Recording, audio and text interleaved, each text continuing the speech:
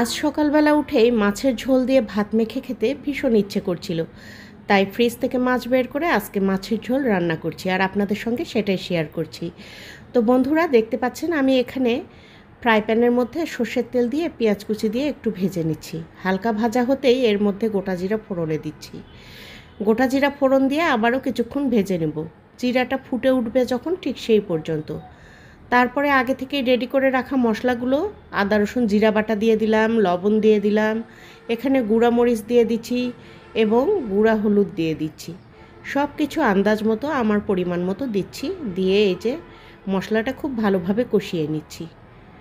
মশলাটা ভালোভাবে কষিয়ে যখন নিচ্ছিলাম তখন কিন্তু চুলার জালটা লো হিটে ছিল।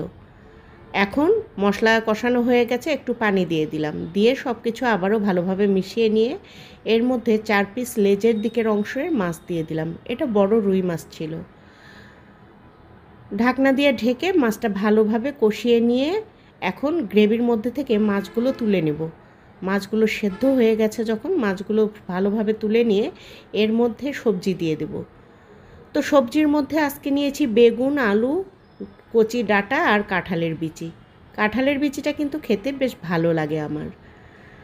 তো দেখতে পাচ্ছেন খুব সুন্দর করে গ্রেভির মধ্যে কষিয়ে ভালোভাবে এটা ঢাকনা দিয়ে ঢেকে দিলাম। আর এইভাবে ঢাকনা ওপেন করে আবারও নাড়াচাড়া করে দেব। মোট কথা সবজিটা এখানেই কষিয়ে নিতে হবে খুব ভালোভাবে, যাতে সেদ্ধ হয়েও যায়, আবার মশলার সঙ্গে খুব ভালোভাবে কষানোও হয়। অফ ক্যামেরায় এখানে 1 কাপ মতো পানি দিয়েছি। আর পানি দেওয়ার পরে এর মধ্যে মাছ দিয়ে দিচ্ছি। একটা মাছের পেটি সহ মাছের মাথাটা 2 ভাগে বিভক্ত করে এটা কষিয়ে রেখেছিলাম ফ্রিজে বক্সে করে, তো সেটা এখন দিয়ে দিচ্ছি। এর সঙ্গে আগে থেকে যে মাছগুলো কষিয়ে রাখলাম সেটাও দিয়ে দিচ্ছি। তো সকালবেলা এরকম মাছের ঝোল রান্না করলে গরম ভাতে আমাদের বাড়িতে কিন্তু খেতে মাঝে মধ্যে খুবই পছন্দ করে। তো ঢাকনা দিয়ে ঢেকে খুব ভালোভাবে এটা ফুটিয়ে নিচ্ছি।